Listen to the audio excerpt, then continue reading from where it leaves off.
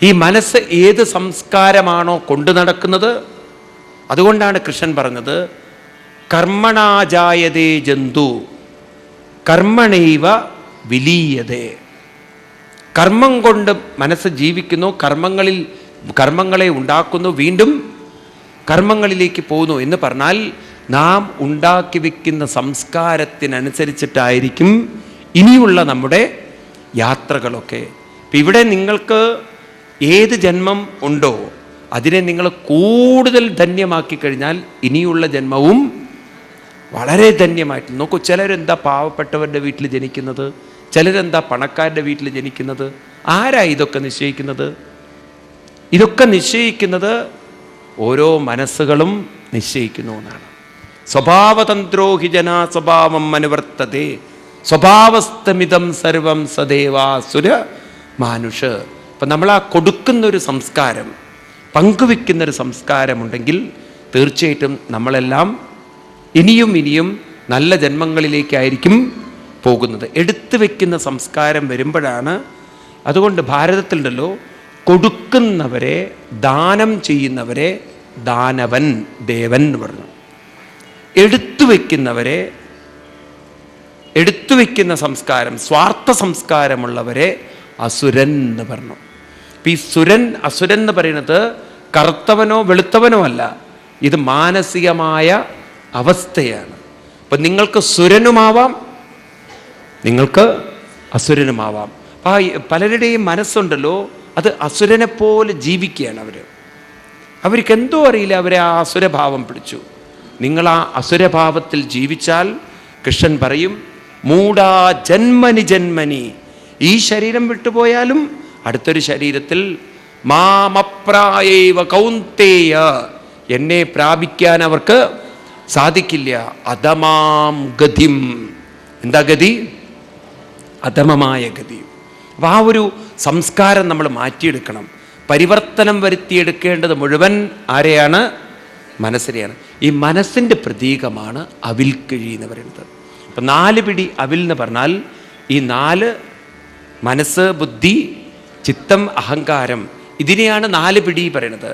അതിൽ 1 പിടി ഭഗവാൻ എടുത്തു എന്ന് പറഞ്ഞാൽ മനസ്സ് ഭഗവാൻ എടുത്താൽ തന്നെ നിങ്ങൾ സമ്പന്നരായി എന്നർത്ഥം, നിങ്ങൾ ഐശ്വര്യമുള്ളവരായി. ഭഗവാന് വേണ്ടത് കേവലം നമ്മുടെ മനസ്സാണ്. ഈ മനസ്സെങ്ങനെയാണ് ഭഗവാനിൽ കൊടുക്കുക? ധ്യാനം ചെയ്യുന്തോറും മനസ്സാരോടടുക്കും? അപ്പം 3 കാര്യങ്ങൾ നമ്മൾ ചെയ്യണം. ഒന്ന് ധ്യാനം ചെയ്യണം, ദാനം ചെയ്യണം. അപ്പം ദാനം എന്ന് പറഞ്ഞാൽ ഞാൻ പറഞ്ഞു നിങ്ങളോട്, നമ്മുടെ കയ്യിലുള്ള കേവല സമ്പത്ത് മാത്രമല്ല നമ്മളെ കൊണ്ട് പറ്റുന്ന അറിവും നമ്മൾ കൊടുക്കാൻ സാധിക്കണം. ദാനം ചെയ്യണം, ധ്യാനം ചെയ്യണം. അതുപോലെ തന്നെ എന്ത് ചെയ്യണം? ജ്ഞാനം പഠിച്ചുകൊണ്ടേയിരിക്കണം, മനസ്സിലാക്കിക്കൊണ്ടേയിരിക്കണം. ഇങ്ങനെയൊരു ജീവിതം നമ്മൾ മുന്നോട്ട് നയിക്കാൻ തുടങ്ങിക്കഴിഞ്ഞാൽ നമ്മളും ഒരു ദിവസം സുധാമാവായി മാറും. മനസ്സിലാവുണ്ടോ നിങ്ങൾക്ക്? ഇങ്ങനെ ഓരോ കഥയും നോക്കൂ, ഗംഭീരമാണ്. പിന്നെ അടുത്ത കഥയാണ് അർജുനൻ, ഭഗവാൻ ശ്രീകൃഷ്ണൻ. ഈ ഒരു കഥയും കൂടി ഞാൻ പറയാം. സമന്ത പഞ്ചഗോഭാഖ്യാനെന്ന് പറയും. ഒരിക്കൽ സമ്പൂർണമായ സൂര്യഗ്രഹണം വന്നപ്പോൾ ഒരു ദിവസം ഭഗവാൻ ഈ യാദവന്മാരോട് പറഞ്ഞു, നമുക്ക് ഈ സൂര്യഗ്രഹണ നാളിൽ തീർത്ഥാടനത്തിന് പോകാമെന്ന്. അപ്പോൾ അവർ തിരഞ്ഞെടുത്ത സ്ഥലമാണ് ഗുജറാത്തിൻ്റെ അടുത്തുള്ള ഒരു സ്ഥലം? സമന്ത പഞ്ചക തീർത്ഥം. അപ്പോൾ അവിടെ എല്ലാവരും എത്തിച്ചേർന്നിട്ടുണ്ട്. ആ സമയത്ത് ഭഗവാൻ അവരോട് സംവദിക്കുന്നൊരു സംവാദമുണ്ട്. വ്യാസഭഗവാൻ തുടങ്ങിയിട്ടുള്ള വലിയ മഹാന്മാർ അവിടെ എത്തിച്ചേർന്നിട്ടുണ്ട്. അപ്പോൾ ഭഗവാൻ ഈ വ്യാസഭഗവാനെയൊക്കെ നോക്കിക്കൊണ്ട് പറയുകയാണ്, ക്ഷേത്രങ്ങളിൽ പോയി ദർശിക്കുന്ന ഒരു സംസ്കാരം ഉണ്ടല്ലോ നമുക്ക്. ആ ക്ഷേത്രങ്ങളിൽ പോയി ദർശിക്കുന്നതിനേക്കാൾ ഏറ്റവും ശ്രേഷ്ഠമാണ് ദർശനാദേവ സാധവ, നല്ല ആളുകളോട് കൂടി സത്സംഗം ചെയ്യുന്നത്. കൃഷ്ണൻ്റെ വാക്കുകളാണ്. അതാണ് ഭഗവാൻ നമ്മളോട് പറയുന്നത്. അതുകൊണ്ട് ഈ 2-3 ശ്ലോകങ്ങൾ നിങ്ങൾ ഭാഗവതമുള്ളവർ ഓർത്തു വയ്ക്കുന്നത് നല്ലതാണ്. ഭാഗവത്തിൽ 84-ാമത്തെ അധ്യായം അവിടെ പറയും, 9-ാമത്തെ ശ്ലോകത്തിൽ പറയും, അഹോ വയം ജന്മഭൃതാ ലബ്ധം കാസ്നേന തത്ഫലം ദേവാനാമപി ദുഷ്പ്രാപം യത് യോഗേശ്വര ദർശനം. ഞങ്ങൾ അനുഗ്രഹീതരായി. കൃഷ്ണനാണ് പറയുന്നത്, ദേവന്മാർക്ക് പോലും കിട്ടാത്ത ഒന്നാണ് സത്സംഗങ്ങൾ എന്ന് പറയുക. അപ്പം ദേവന്മാർക്ക് പോലും കിട്ടാത്തതാണെന്ന് പറഞ്ഞാൽ നമ്മൾ മനസ്സിലാക്കേണ്ടത് ഏറ്റവും സർവോത്കൃഷ്ട ശ്രേഷ്ഠമായ ഒന്നാണ്. ഏതാണ്? സത്സംഗം. എന്നിട്ട് പറയുന്നു, നഖ്യമ്മയാനി തീർത്ഥാനി ന ദേവാമൃച്ഛലാമയ തേ പുനന്തിയൊരു കാലേന ദർശനാദേവ സാധവ. തീർത്ഥാനി, നമ്മൾ തീർത്ഥസ്ഥലങ്ങളിൽ പോയാലും, ശബരിമലയ്ക്ക് പോകുന്നു, പഴനിക്ക് പോകുന്നു, ഇതൊക്കെ നിങ്ങൾ എവിടെയൊക്കെ പോയാലും മൃച്ഛിലാമയ, മൃച്ഛിലെന്ന് പറഞ്ഞാൽ ശിലകൾ, ശില വിഗ്രഹങ്ങളെ നിങ്ങൾ ആരാധിച്ചാലും പൂജിച്ചാലും തേ പുനന്തി ഒരു കാലേന, കുറേ കാലം കൊണ്ടൊക്കെ അല്പം ഒരു പരിവർത്തനം, അനുഗ്രഹം കിട്ടിയെന്ന് വരും. പക്ഷെ ഏറ്റവും എളുപ്പം അനുഗ്രഹം കിട്ടാൻ എന്താ വഴി? ദർശനാദേവ സാധവ, സാധുജനങ്ങളുടെ കൂടെ ചേർന്ന് ഈ സത്സംഗങ്ങൾ കേൾക്കുന്നതാണ് ഒരു വ്യക്തിയെ എളുപ്പം ഉയർത്താനുള്ള മാർഗം. നോക്കൂ, ഭഗവാൻ ഏതിനാ പ്രാധാന്യം കൊടുത്തത്? ഏതിനാ പ്രാധാന്യം കൊടുത്തത്? എന്നിട്ട് ഭഗവാൻ പറയാണ് എന്താണ് അതിന് കാരണം.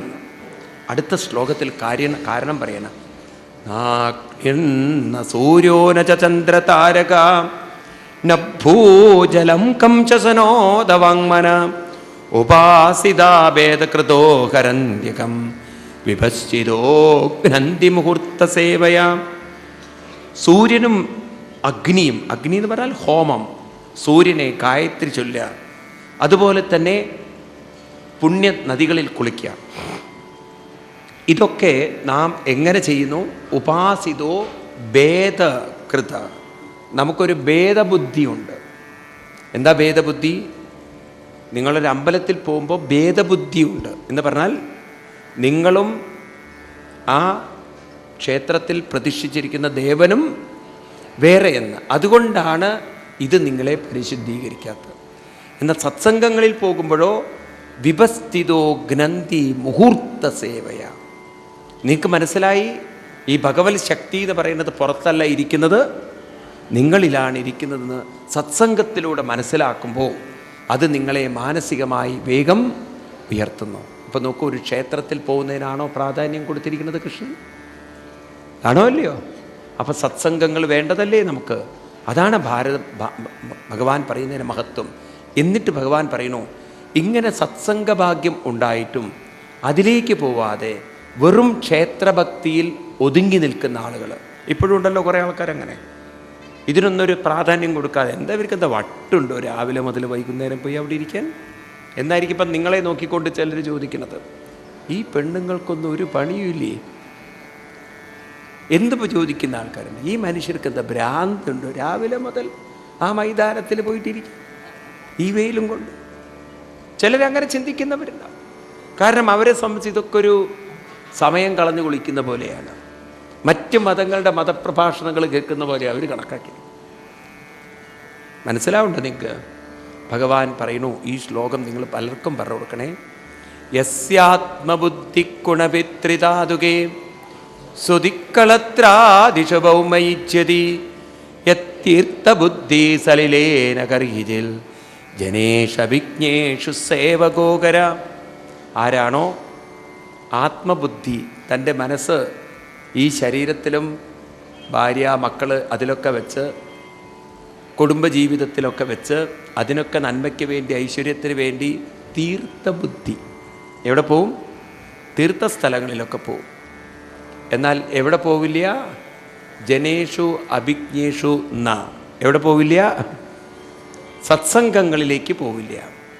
അങ്ങനെ പോവാതെ വെറും തീർത്ഥബുദ്ധിയിൽ മാത്രം മനസ്സ് വച്ചിരിക്കുന്നവരൊക്കെ സ ഏവ ഗോകര, അവരാണ് കഴുതകൾ എന്ന് പറയാണ്.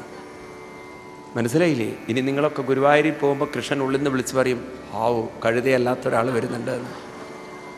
നോക്കൂ നിങ്ങൾ, ഭൂരിപക്ഷം നമ്മുടെ ഹിന്ദുക്കളിലും കഴുതകളായി പോയി. കൃഷ്ണൻ 5000 വർഷങ്ങൾക്ക് മുമ്പ് പറഞ്ഞു വെച്ചിരിക്കുന്നു ഈ കാര്യം, കഴുതകളായി ജീവിക്കരുത് എന്നുള്ളത്. ഒരുപക്ഷെ പൂന്താനം ഈ ഒരു വരികൾ വായിച്ചതുകൊണ്ടായിരിക്കും കുങ്കുമത്തിൻ്റെ ഗന്ധമറിയാതെ കുങ്കുമം ചുമക്കുന്ന ഗർദ്ധപം എന്ന് പറഞ്ഞത്. മനസ്സിലാവുണ്ട് നിങ്ങൾക്ക്? അപ്പോൾ ഒരു ക്ഷേത്രത്തിൽ പോയി നമ്മൾ എന്താ പറയുക, അങ്ങനെയൊക്കെ ഒരു ഭജനമൊക്കെ ചെയ്ത്, അപ്പോൾ അതിനേക്കാളും പ്രാധാന്യം സത്സംഗത്തിനാണ് കൊടുത്തിരിക്കുന്നു എങ്കിൽ ക്ഷേത്രങ്ങൾ പോലും വച്ചിരിക്കുന്നത് എന്തിനായിരിക്കണം? ഈ സത്സംഗത്തിനാണ്. അല്ലാതെ അവിടുന്ന് ഒരു വിഗ്രഹത്തിന് ശക്തി ഉണ്ട് എന്ന് പറഞ്ഞ് നിങ്ങൾ ഇരിക്കരുത്. വിഗ്രഹത്തിന് ശക്തി ഉണ്ടാവുകയോ ഉണ്ടാവാതിരിക്കുകയോ ചെയ്യാം. പക്ഷേ ആ വിഗ്രഹത്തിന് ഒരു തരത്തിലും ഒരു അക്രമത്തിനെയും നേരിടാൻ സാധ്യമില്ല. ഗുരുവായൂരിൽ ഗുരുവായൂരപ്പനുണ്ട്, നിങ്ങൾക്ക് ഉറപ്പല്ലേ? ഇല്ല. എത്ര പേർക്ക് ഉറപ്പുണ്ട്? എനിക്ക് ഉറപ്പില്ല. ഉറപ്പുണ്ടെങ്കിൽ അവിടെ പോലീസുകാരുടെ ആവശ്യമില്ലല്ലോ. ഗുരുവായൂരപ്പന് തന്നെ നിയന്ത്രിക്കാൻ പറ്റുന്നുണ്ടെങ്കിൽ പിന്നെ പോലീസിൻ്റെ ആവശ്യമുണ്ടോ? ഉണ്ടോ ഇല്ലയോ? അവിടെ ഇടിയും കുത്തും വരുമ്പോൾ അവിടെ എന്തെങ്കിലും ഒരാളെ ചവിട്ടുന്ന സമയത്ത് ഗുരുവായൂരപ്പൻ വന്നിട്ട് അയ്യോ ഇടിക്കരുതെന്ന് പറയുമോ? ഗുരുവായൂരപ്പന് ശക്തിയുണ്ടെന്ന് എത്ര പേര് പറയുന്നുണ്ടോ? ഒന്ന് കൈപൊക്കൂ. നിങ്ങൾ വരുന്ന സമയത്ത് ഒന്ന് ആനയെ ഇളക്കി വിടാൻ ഞാൻ പറയാം. അവിടുന്ന് ഓടരുത് കേട്ടോ. കാരണം ഗുരുവായൂരപ്പൻ ശക്തിയുള്ള ആളല്ലേ. ഒന്ന് നോക്കാലോ നിങ്ങളുടെ ശക്തി എവിടെ ഉണ്ടെന്ന്. ആദ്യം ഓടുന്നത് നിങ്ങളായിരിക്കും. മനസ്സിലായില്ലേ? കാര്യത്തോടടുക്കുമ്പോൾ ഇവിടുന്ന് പറയുമ്പോൾ പറയും ഗുരുവായൂരപ്പാ, പൊന്നു ഗുരുവായൂരപ്പാ എന്നൊക്കെ. ആനയൊന്ന് ഇടറട്ടെ, ഒന്നിളകിക്കഴിഞ്ഞാൽ പിന്നെ നിങ്ങൾ ഗുരുവായൂരപ്പാ ചതിക്കല്ലേ എന്നും പറഞ്ഞായിരിക്കും ഓടുന്നത്. നിങ്ങളവിടുന്ന് ജീവനും കൊണ്ട് സ്ഥലം വിടും. മനസ്സിലാവുണ്ട് നിങ്ങൾക്ക്? കാര്യത്തോടടുക്കുമ്പോൾ നമുക്ക് മനസ്സിലാവും നമ്മളെ രക്ഷിക്കാൻ ഒരു ശക്തിയും പുറമേ നിന്ന് വരില്ല, സ്വയം രക്ഷപ്പെട്ടുള്ളെന്ന്. ആണോ അല്ലയോ? മനസ്സിലാവുണ്ട് നിങ്ങൾക്ക്? ഭഗവാൻ ഇത് തന്നെയാണ് പറഞ്ഞത്. ഞാൻ വന്നിട്ട് നിങ്ങൾ രക്ഷപ്പെടുമെന്ന് വിചാരിക്കണ്ട. നിങ്ങളെ രക്ഷിക്കാൻ നിങ്ങളേ ഉള്ളൂ. അതുകൊണ്ട് ആന എന്ന് പറയുമ്പോഴേക്കും നിങ്ങൾ എന്ത് ചെയ്തോളണം? ഓടിക്കോളൂ. അത് തന്നെയാണ് യഥാർത്ഥ ഭക്തി. അല്ലാതെ അവിടുന്ന് ഒരാൾ വന്നിട്ട് നിങ്ങൾ രക്ഷപ്പെടുമെന്ന് വിചാരിക്കും. ഇതാണ് സത്യം. നോക്കൂ നിങ്ങൾ. ഏതായാലും ഇപ്രകാരമൊക്കെ പറഞ്ഞ് ഭഗവാൻ അവരോടൊക്കെ ഇങ്ങനെ ചർച്ച ചെയ്തുകൊണ്ടിരിക്കുന്ന സമയത്താണ് വസുദേവർക്കൊരു മോഹം. ഒന്ന് കൃഷ്ണനെ നമസ്കരിക്കണം എന്നുള്ളത്, സ്വന്തം അച്ഛന് അപ്പോൾ അച്ഛൻ ഇങ്ങനെ നമസ്കരിക്കാൻ വേണ്ടി തയ്യാറായിട്ട് നിൽക്കുമ്പോഴാണ് കൃഷ്ണൻ വരുന്നു. അച്ഛൻ്റെ കാല് പിടിച്ചു. ആ സമയത്ത് അച്ഛൻ കൃഷ്ണനോട് പറയാണ്, ഉണ്ണി, ഞാൻ എന്തെല്ലാം ദുഃഖങ്ങളും യാതനകളും വിഷമങ്ങളും അനുഭവിച്ചു. ഈ ദുഃഖത്തിൽ നിന്നൊക്കെ എൻ്റെ മനസ്സിനെ ഒന്ന് ഉയർത്തണം എന്ന് പറഞ്ഞപ്പോൾ അച്ഛന് കൊടുക്കുന്നൊരു മറുപടിയുണ്ട് കൃഷ്ണൻ്റെ. ഗംഭീരമാണ്. 85-ാം അധ്യായത്തിൽ 22-ാം ശ്ലോകത്തിൽ പറയും, അഹം യൂയം അസൗവാര്യ ഇമേ ചദ്വാരകൗകസാം സർവേപ്യേവം യദുശ്രേഷ്ഠ വിമർശ്യ സചരാചരം ആത്മാഹേക നിത്യോന്യോ നിർഗുണോ ഗുണൈ. പറയുന്നത് അഹം, ഞാനും, യൂയം, അവിടുന്നും, ആര്യ, ഈ സഹോദരനും, സർവേഭി, എല്ലാവരും, ആത്മാഹേക, ഒരേ ആത്മതത്വത്തിൽ പ്രതിഷ്ഠിതരാണ്. അപ്പം നമ്മളിലൊക്കെ ആത്മതത്വം എന്ന് പറഞ്ഞാൽ നമ്മുടെ മനസ്സിൻ്റെ പിന്നിൽ ഒരേ അനന്ത ശക്തിയുണ്ട്. ആരിലും കുറവുമില്ല, ആരിലും അത് കൂടുതലുമില്ല. പക്ഷേ എന്തുകൊണ്ട് ചിലർക്ക് കുറവ് അനുഭവപ്പെടുന്നു, എന്തുകൊണ്ട് ചിലർക്ക് കൂടുതൽ അനുഭവപ്പെടുന്നു? കാരണം ചിലരുടെ മനസ്സ് ആ ഈശ്വര ശക്തിയിൽ നിന്നും ധ്യാന സംസ്കാരങ്ങളില്ലാത്തത് കൊണ്ട് അകന്നിരിക്കുന്നു. ചിലവർ നിരന്തര ധ്യാനം കൊണ്ട് ആ അനന്തശക്തിയോട് മനസ്സിനെ ചേർത്തിരിക്കുന്നു. ആര് ചേർത്തിരിക്കുന്നോ അവർക്ക് ശക്തി വളരെ കൂടുതലാണ്. ആര് ശക്തിയിലേക്ക് അടുത്തിട്ടില്ലയോ അവർക്ക് ഒരു കരയിൽ നിന്ന് മറുകരയിലേക്ക് നോക്കുന്ന പോലെയാണ്. കരയിൽ നിന്ന് അക്കരയിലേക്ക് പോകുന്നവർ ഇവിടുന്ന് വിടുന്തോറും മറുകരയിലേക്ക് എത്തിക്കൊണ്ടിരിക്കും. ഇവിടുന്ന് വിടാത്തവർക്ക് മറുകര വളരെ അകലെയായിരിക്കും. ഇതുപോലെ നിങ്ങൾ ധ്യാനം ചെയ്യും തോറും ഒരു കരയിൽ നിന്നും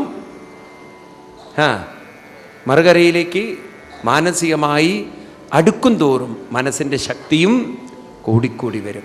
മനസ്സിലായില്ലേ? പലരും പറയും, ഇതാണ് മറ്റുള്ള മതങ്ങളൊക്കെ ചോദിക്കുന്നത്, ഈശ്വരൻ എല്ലാവരിലും ഉണ്ടെങ്കിൽ എന്തുകൊണ്ട് എല്ലാവർക്കും ശക്തിയില്ലയാണ്? എല്ലാവരിലും ഈശ്വരൻ ഒരുപോലെ ഉണ്ടെങ്കിൽ എല്ലാവരിലും ശക്തി ഒരുപോലെ ഉണ്ടാവണ്ടേ? അതാണ് പലർക്കും തെറ്റുപറ്റിയത്. ശക്തി നമുക്ക് ഉണ്ടാവണമെങ്കിൽ ആ ശക്തിയെ അനുഭവിക്കാനുള്ള മനസ്സ് അതിനോട് അടുക്കണം. ശ്രദ്ധിക്കൂ നിങ്ങൾ, നല്ല തണുപ്പുള്ളൊരു ദിവസം വിചാരിക്കുക. പണ്ട് കാലത്ത് തിരുവാതിരക്കാലത്തൊക്കെ ഈ ധനുമാസത്തിലൊക്കെ നല്ല തണുപ്പുണ്ടെങ്കിൽ നമ്മൾ തണുത്ത് പുറത്തു വരുമ്പോൾ നമ്മുടെ ശരീരത്തിലും തണുപ്പ് വരും. ഒരു ഭാഗത്ത് തീ ഇട്ടു എന്ന് വിചാരിക്കുക. ആ തീയോട് അടുക്കും തോറും ശരീരത്തിൽ തണുപ്പ് കൂടുമോ? എന്താ പാലക്കാടത്തെ തീ തണുപ്പുള്ളതാ? തീയോട് അടുക്കും തോറും തണുപ്പ് മാറി ചൂട് ശരീരത്തിൽ കൂടി വരും. ഇതേപോലെയാണ് പരമാത്മാവുണ്ട്. പക്ഷെ ആ പരമാത്മാവിനോട് അടുക്കാത്തോടത്തോളം കാലം മനസ്സിനെങ്ങനെ ശക്തി കിട്ടും? അതിനാണ് നിരന്തരമായൊരു ധ്യാനം ചെയ്യാൻ നമ്മളോട് പറയുന്നത്. മനസ്സിലായില്ലേ? ഇപ്പം ശക്തി അനുഭവിക്കാൻ തടസ്സം സൃഷ്ടിക്കുന്നത് പരമാത്മാവല്ല, നമ്മുടെ ഓരോരുത്തരുടെയും മനസ്സാണ്. അപ്പോൾ ഉയർത്തേണ്ടത് ആരെയാണ്? മനസ്സിനെയാണ്. ഇപ്രകാരം ഈ കഥകളൊക്കെ പറഞ്ഞതിന് ശേഷം അടുത്ത ഒരു 2 കഥയും കൂടി പറഞ്ഞ് നമുക്ക് ഈ ഭാഗം നിർത്താം. എന്നാലേ നമുക്ക് ചായയ്ക്ക് ശേഷം ഭയത്തെ എങ്ങനെ നേരിടണം എന്നുള്ള ഭാഗമാണ് പ്രധാനപ്പെട്ട ഭാഗം പറയാനുള്ളത്. അപ്പം ഇവിടെ ഒരു കഥ സുഭദ്രാഹരണം എന്നുള്ളൊരു കഥയാണ്.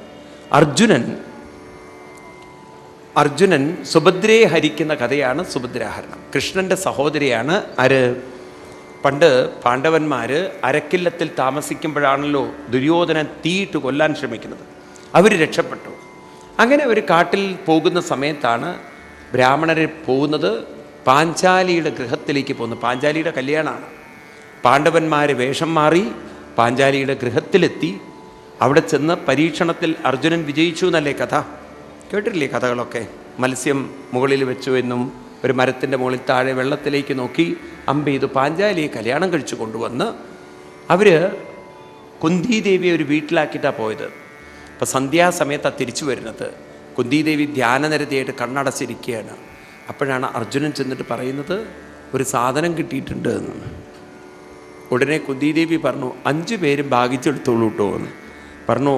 ഇത് അങ്ങനെ ഭാഗിച്ചെടുക്കാൻ ഇത് കൊണ്ടാട്ടോ ഉപ്പേരിയോ ചപ്പാത്തിയോ ഒന്നും അല്ലത്.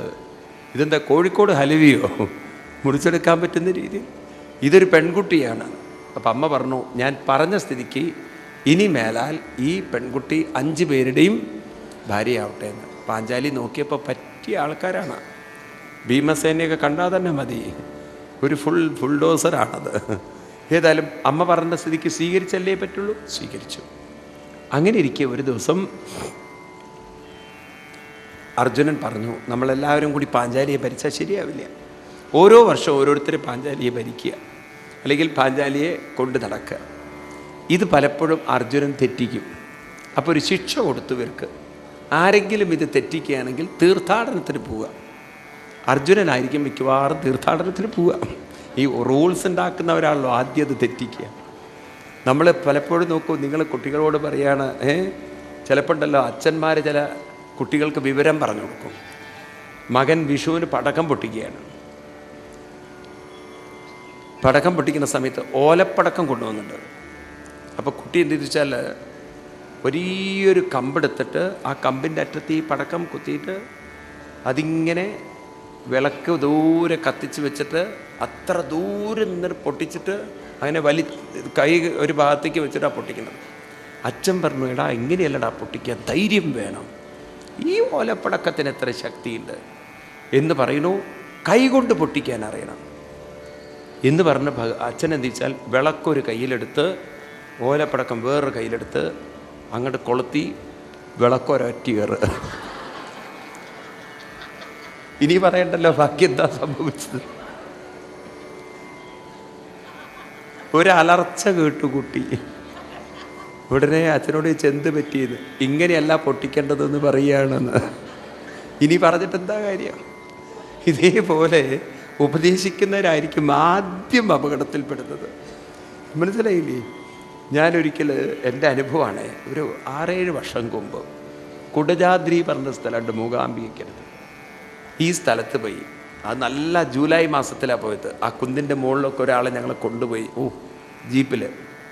അപ്പോൾ എൻ്റെ കൂടെ കുറച്ച് ബോംബെയിൽ നിന്ന് കുറച്ച് ആളുകളുമുണ്ട്. അപ്പോൾ ഞാൻ ഇവരോടൊക്കെ പറഞ്ഞു ഇവിടെ അട്ട എന്ന് പറഞ്ഞൊരു സാധനമുണ്ട്, അത് കാലിൽ പിടികൂടി കഴിഞ്ഞാൽ പിന്നെ ബുദ്ധിമുട്ടാവും, സൂക്ഷിച്ച് നടന്നോളൂ എന്നൊക്കെ പറഞ്ഞ് തിരിച്ച് ഞാൻ വന്നപ്പോണ്ട് എൻ്റെ കാലിൽ 6 അട്ട പിടിച്ചിരിക്കുന്നു. ഇവരുടെ കാലൊന്നും അട്ടയെ പിടിച്ചിട്ടില്ല. അപ്പോൾ എല്ലാവരും ചോദിച്ചത് എവിടുന്ന ബ്ലഡ് വരുന്നത് എന്നുള്ളത്. അപ്പോൾ നമ്മളെ ഉപദേശിക്കുന്നവരെയായിരിക്കും ആദ്യം പിടിക്കുന്നത്.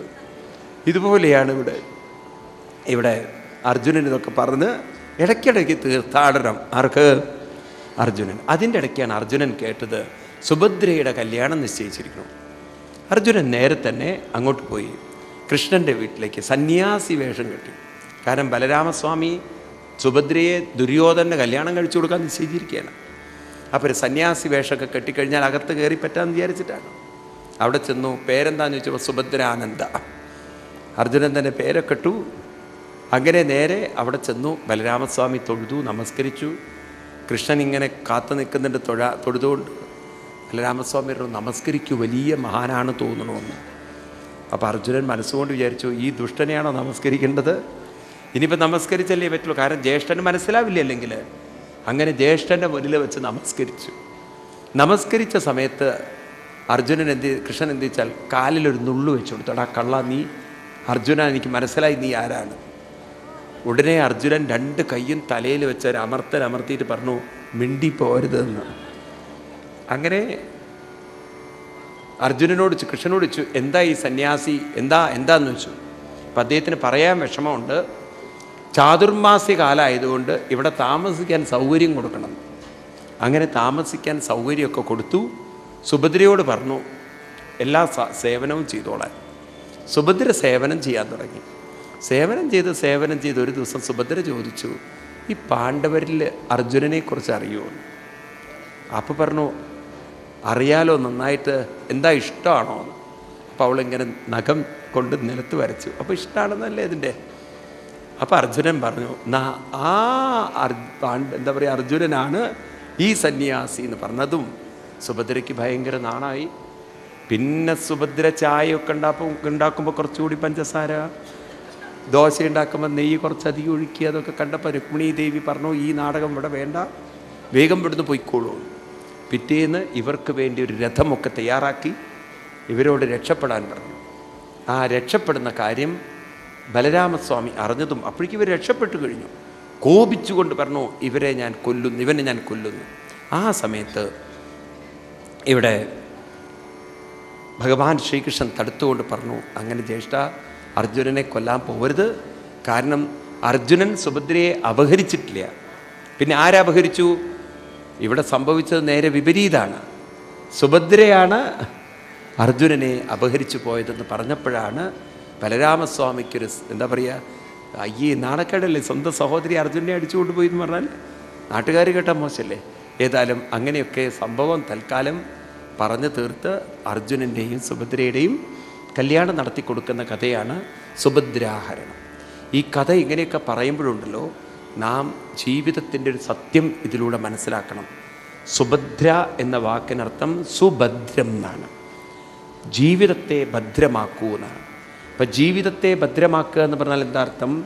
മനസ്സിനെ ഭദ്രമാക്കൂ എന്നർത്ഥം. അതിന് മനസ്സിനെ എങ്ങനെയാണ് ഭദ്രമാക്കുക?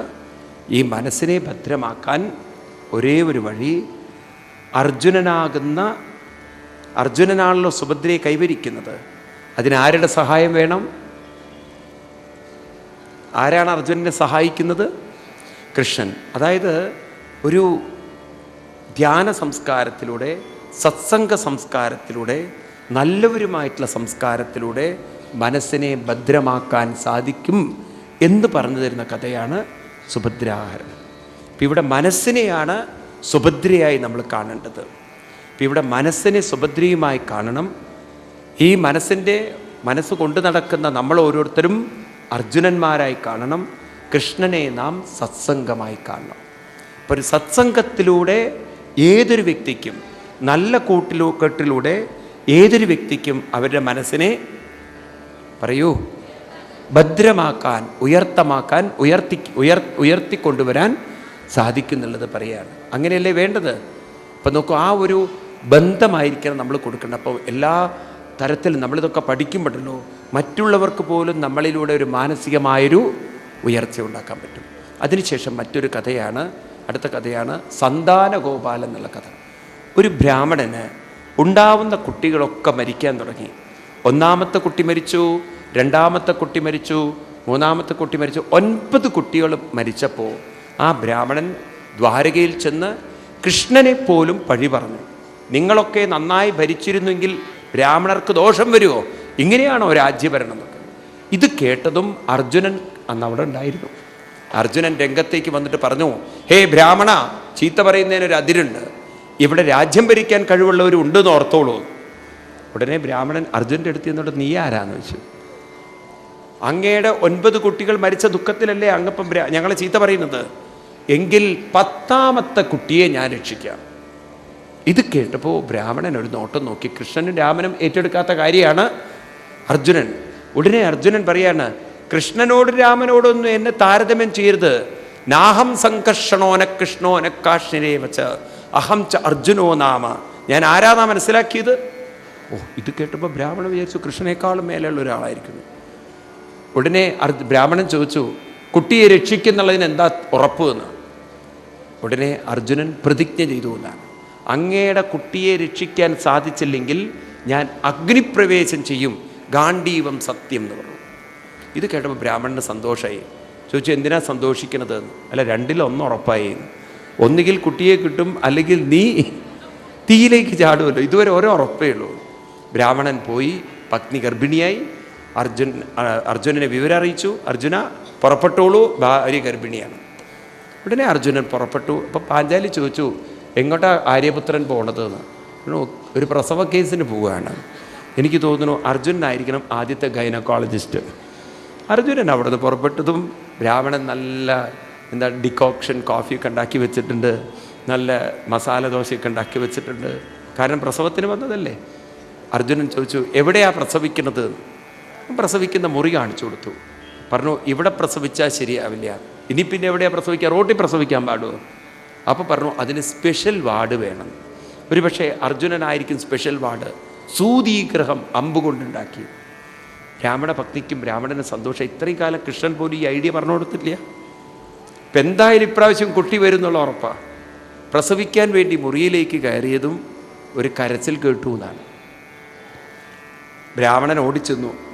ഭാര്യ കരഞ്ഞുകൊണ്ട് പറയണേ, ഇത്രയും കാലം പ്രസവം നടക്കാറുണ്ട്, ഇപ്രാവശ്യം വെറും കാറ്റ് മാത്രമേ വന്നുള്ളൂ അത്രേ വയറിൻ്റെ ഉള്ളിൽ നിന്ന്, കുട്ടിയെ കാണാനില്ല. ഇത് കേട്ടതും കുട്ടിയെ കാണാനില്ല എന്നുള്ള ദേഷ്യത്തിൽ ബ്രാഹ്മണൻ വന്ന് കൊടുത്തു അർജുനന്. നീ നിൻ്റെ ഈ കുന്തവും കാരണം എൻ്റെ കുട്ടിയെ രക്ഷിക്കുന്നു പറഞ്ഞൊരു മുറിയിൽ പ്രസവിച്ചു. ആ മുറിയിൽ കയറിയത് കാരണം എനിക്ക് കുട്ടിയെ തന്നെ കിട്ടിയില്ല. അർജുനൻ അന്വേഷിച്ച് നടന്നു, ആരാ ഈ കുട്ടി ഇത്ര വേഗം പൊക്കിക്കൊണ്ടുപോയത്? ഒരു തരത്തിലും കിട്ടിയില്ല. അവസാനം അർജുനൻ നോക്കുമ്പോണ്ട് ബ്രാഹ്മണൻ വലിയ വലിയ വിറക് കഷ്ണങ്ങൾ കൂട്ടിയിരുന്നു. ചോദിച്ചു, ഇതെന്തിനാണ്? ചാടടാ നീ തീയിലേക്ക്, കുട്ടിയെ തരാമെന്ന് പറഞ്ഞിട്ടതല്ലേ. ഒരു നിവൃത്തിയില്ല, അർജുനൻ ചാടിയേ പറ്റുള്ളൂ. അർജുനൻ ചാടാൻ നിൽക്കുന്ന സമയത്തുണ്ട് ആരോ പുറകുന്നൊരു വലിച്ചിരിക്കുന്നു.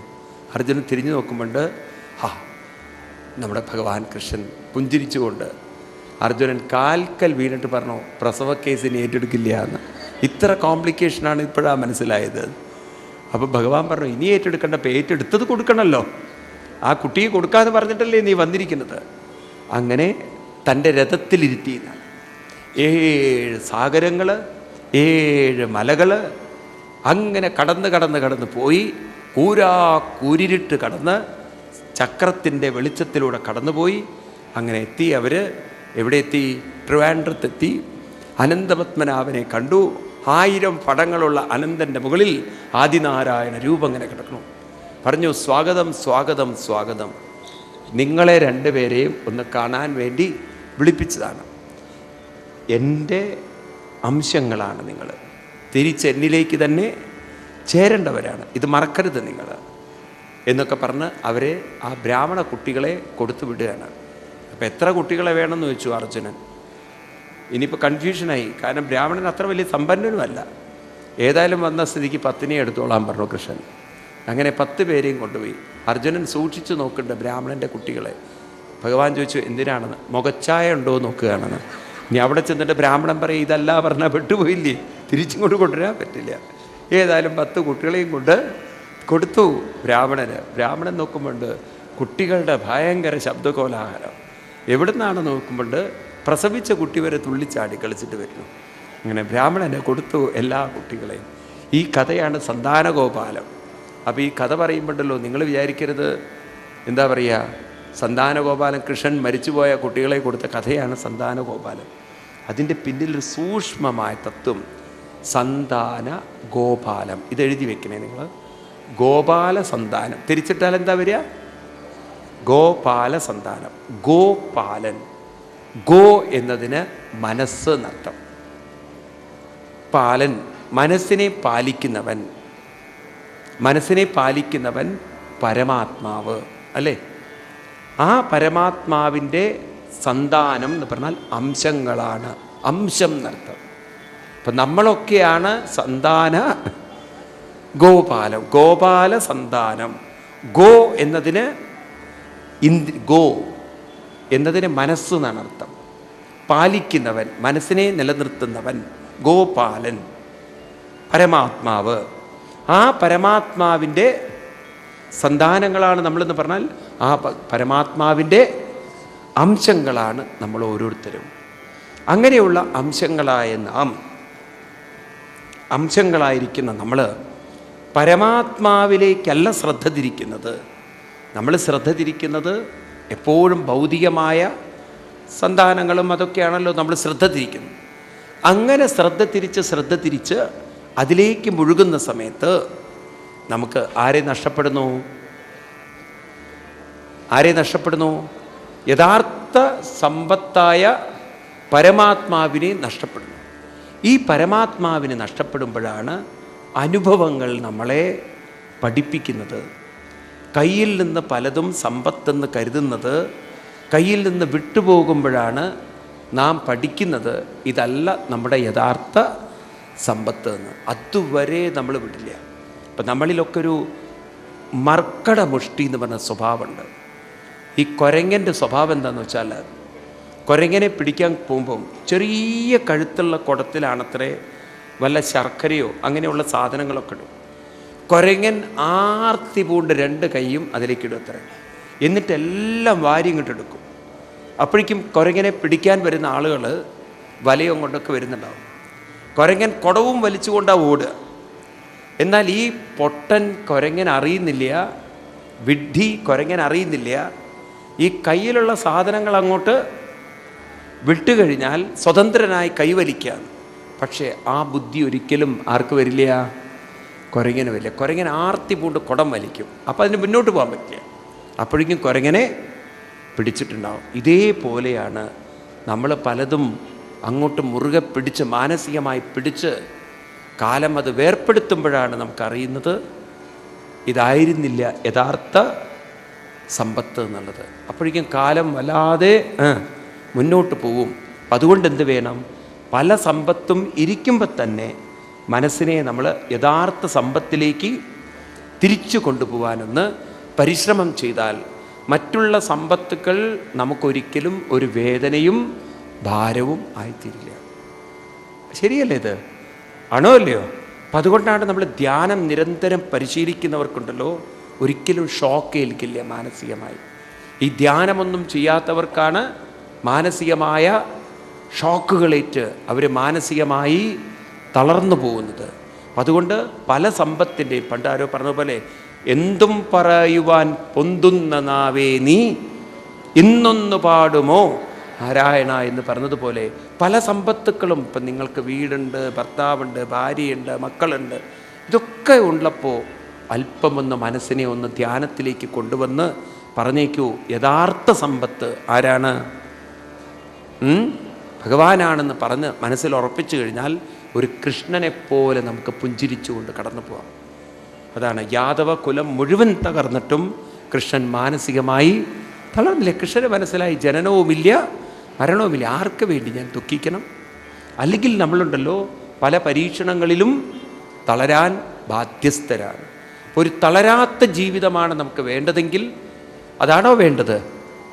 ആണോ വേണോ? അതാണ് വേണ്ടതെങ്കിൽ നാം വൈകിക്കാതെ മാനസികമായി ഉയരൂ.